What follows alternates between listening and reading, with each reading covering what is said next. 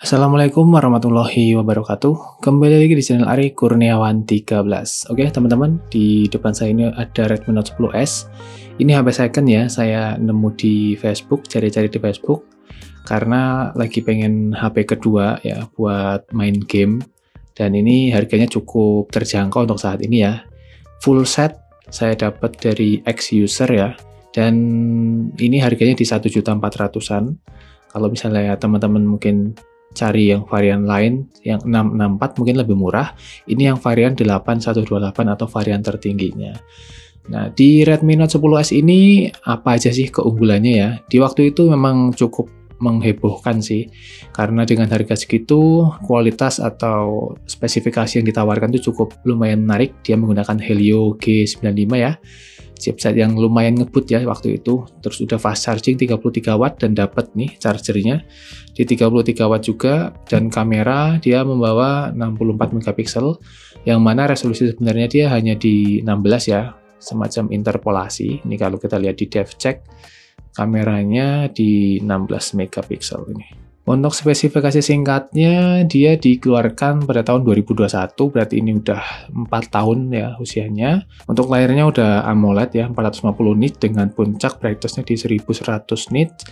6,43 inci, dia Full HD+, Gorilla Glass 3. Dan ya, menurut saya ini layarnya bagus banget. Kalau dibandingin dengan Pixel 6a saya, hitamnya itu lebih pekat ya. Tapi ini emang settingan dari OS-nya aja. Ini Pixel 6 kalau di customer menggunakan Android 11 gitu ya, itu tetap bisa hitam pekat sebenarnya. Tapi Google lebih memilih untuk menggunakan material UI, yang mana hitamnya nggak akan sepekat itu. Di awal perilisannya dia menggunakan Android 11, yang saat ini sudah berada di sistemnya ya, Android 13 sekarang, jadi udah dapat 2 kali update ya.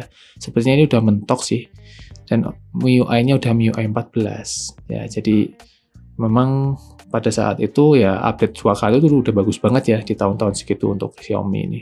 Baterainya saat ini udah cukup lama nih saya pakai ya, jadi dari pengetesan terakhir di 100% dia masih 5000 mAh ya. Mungkin itu laporannya di sini tidak ada sisa baterai gitu ya, sisa baterai health-nya tuh nggak tertera di sini.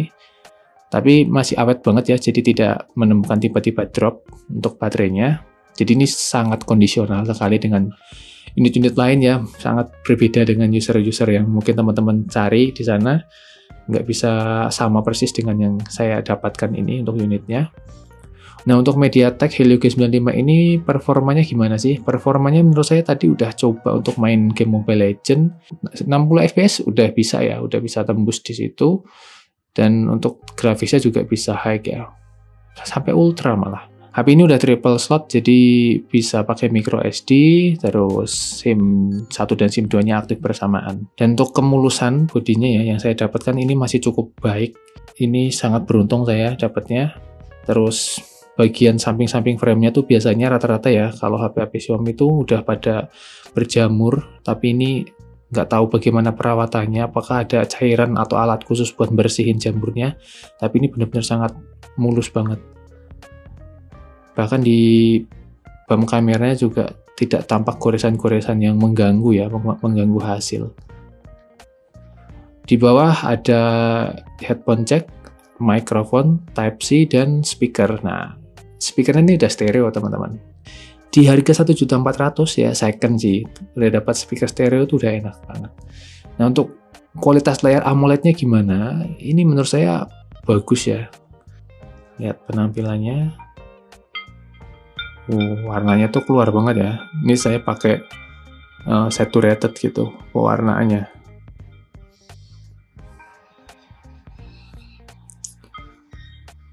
Ya, kalau AMOLED. Oh iya, dan belum ada indikasi black crush ya di sini ya. Jadi antara gradasi hitam dan warna yang menyala itu tidak ada artefak-artefak yang kelihatan. Jadi aman-aman aja. Oke, kalau untuk speakernya apakah masih normal stereo? Harusnya sih normal ya. Oke, masih normal.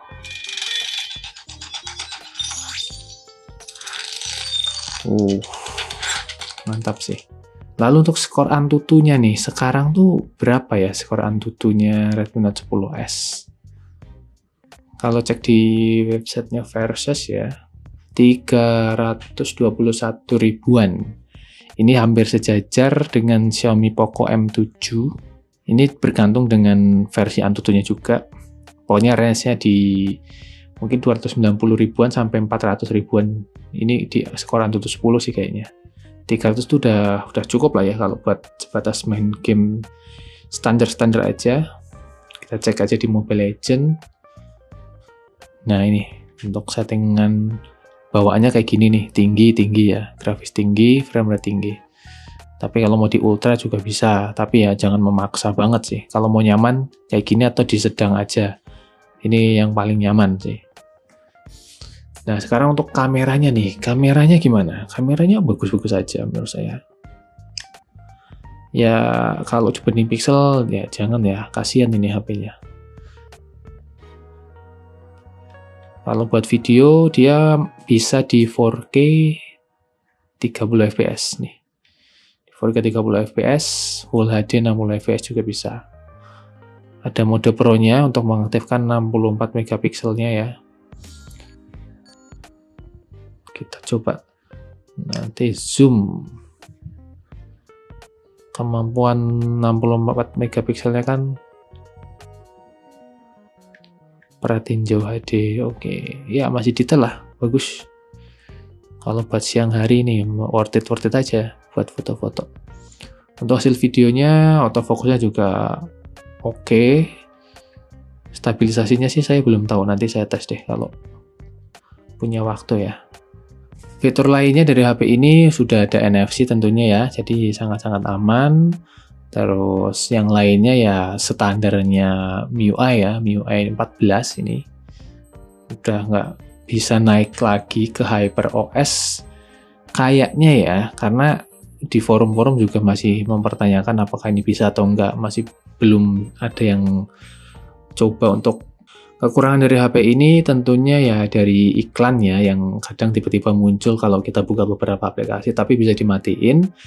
Teman-teman cari aja cara matiin, bukan mematikan secara permanen sih, cuma meminimalkan supaya nggak terlalu agresif aja tampilan iklannya, itu aja. Sekarang saya mau tes fingerprintnya. Oke. Ntar masuknya cepet banget ya. Dan jarang banget mengalami miss atau gagal ketika pakai fingerprint di sini. Oh, itu oke, bagus lah. Terus untuk AOD-nya atau Always On Display-nya ini cuma 10 detikan, ya biasalah.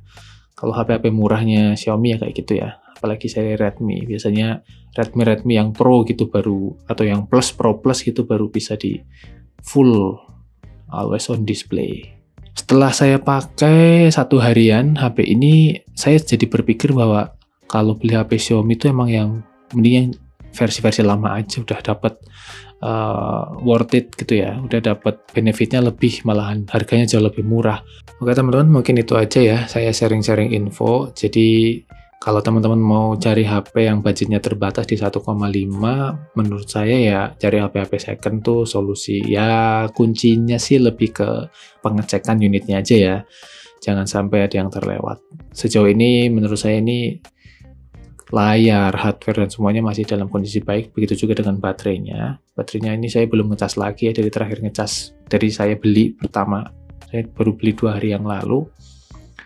Nggak ada masalah sih di baterai. Paling penting itu baterai dan layar ya. Jangan sampai 2 hal itu terlewatkan gitu. Sisanya ya nanti disesuaikan aja saat pengecekan.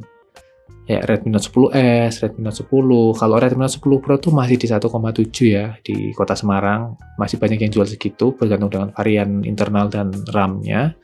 Kalau yang full set biasanya bertahan di 1,8.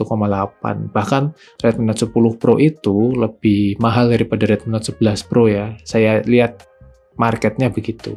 Karena orang pada tahu secara spek itu Redmi Note 10 Pro masih jauh lebih oke daripada seri Redmi Note 11 series. Terima kasih, semoga informasi ini memberikan manfaat tambahan buat teman-teman. Wassalamualaikum warahmatullahi wabarakatuh.